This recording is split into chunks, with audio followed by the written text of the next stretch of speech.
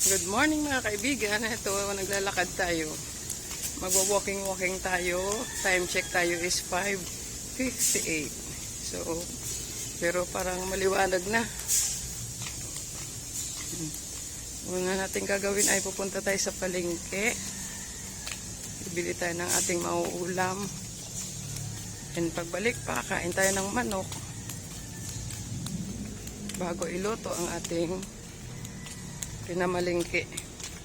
So, ayan. Malapit na tayo sa highway. Pero malapit lang sa amin dito yung palengke. Tapos, habang palabas tayo ng bahay, dahil madadaanan natin yung tapunan ng basura, dala ko na po yung aming munting basura. So, ayan po, nakatambak po. Kailangan kasi maaga pa magtapon kasi mamaya 7 hanggang 7:30 lang. Ayan, tapon po tayo basura. Ayan. Ito kahapon sa akin tato. Ayan. Ayan po. Hakutin mamaya. Ayan ang amin sendro.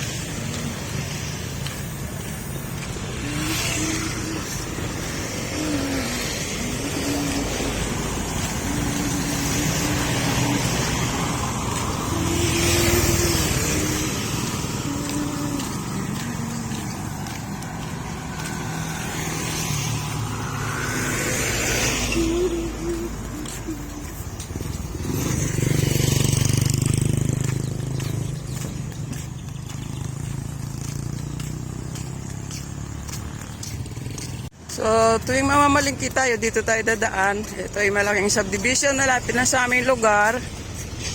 Yan. Walking distance na talaga siya, kaya maganda maglakad-lakad. Yan o. May pastulan pa ng mga baka. Yun.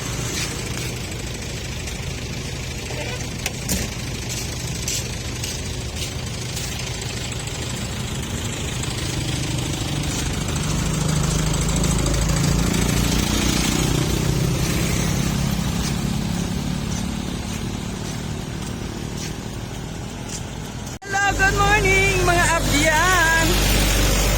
Yan, malapit na tayo sa palengke, di ba? Maganda yung maglakad-lakad ka. Alas 6 pa lang. Yan, may mga tao sa likod. Hello po, good morning. Po, malapit na tayo sa palengke. Kung inyong maaninag, ayun, medyo may mga fog pa.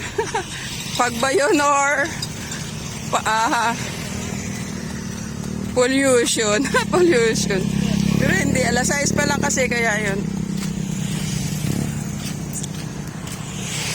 Diyan na si Jollibee, nakangiti na. Sa likod ni Jollibee si Chowking. Yan. Diba, magandang lugar namin. Malapit kami, accessible kami sa palengke. And lahat po na establishment. Mayroon din hospital sa amin kaso private. Pero kung wala kang kakayanan, dito ka sa public. Malolos. Okay?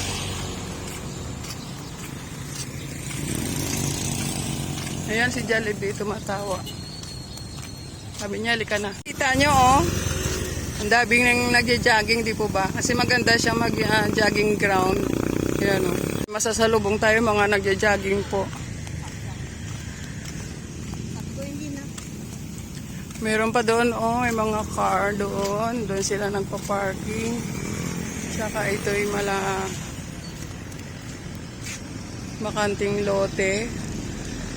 Kung naalala nyo sa vlog ko dati, ito yung pinatatayuan ng perya. Ayun. Dito nakalagay yung perya every year. So, hindi lang natin alam kung anong project dito kasi tinambakan po nila. Yan.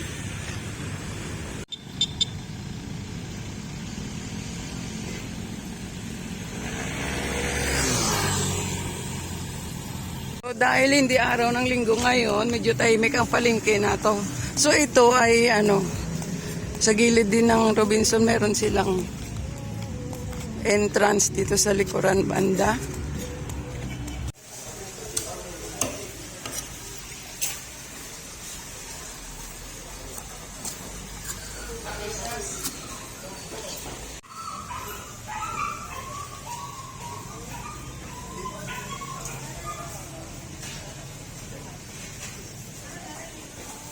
Ayan guys, dito tayo dumaan sa likod ng Robinson, tapos na po ako pamili.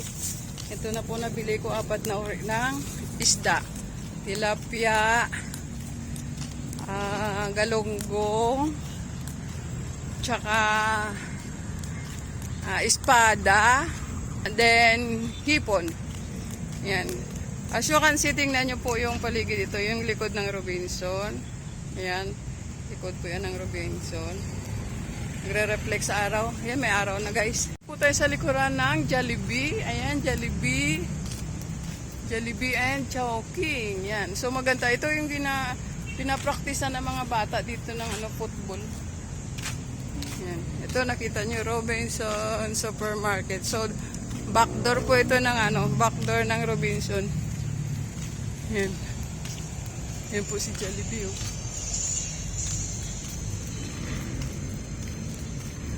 Yan, si Jollibee. So, dito tayo dadaan. So, wala pang alas 7. Hindi ako maabot ng 1 oras sa pamamalingke.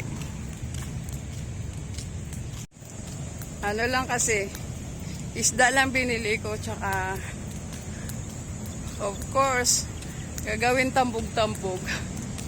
Para sa diet ni Inday Bangis. Yehey! Gusto ko magulam ng tambog-tambog, yung isda na inihaw, then lagyan ng kalabasa, talong, saluyot, okra, sitaw.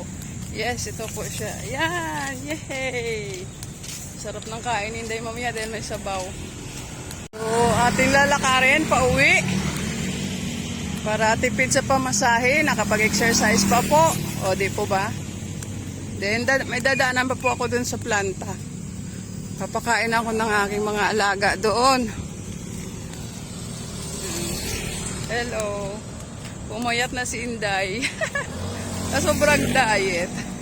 Diet and exercise. So, di ba magandang buhay sa inyong lahat at magandang araw. Ang sikat ng araw. Pag napawisan ka, ang sarap sa pakiramdam.